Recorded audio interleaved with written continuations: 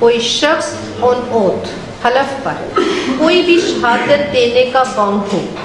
ठीक है, और वो ये जानता हो कि मैं जो शहादत दे रहा हूँ या जो स्टेटमेंट दे रहा हूँ या जो डेक्लेरेशन दे रहा हूँ वो झूठ पर मबनी है, लेकिन फिर भी दे देता है, तो उसको झूठी शहादत देना कहा जाएगा।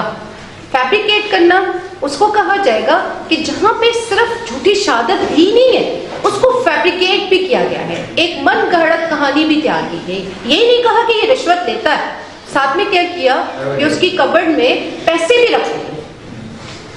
और मौके पर पैसे भी उसके पकड़े गए, तो उसको फैब्रिकेट करना कहा जाएगा। तो जो कोई शख्स ये जानता हो कि वो फैब्रिकेट कर रहा है या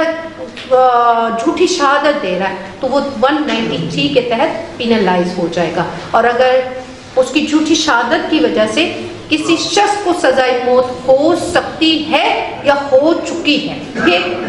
194 के तहत, अगर तो सजा हो चुकी है तो फिर सजाए मौत दी जाएगी,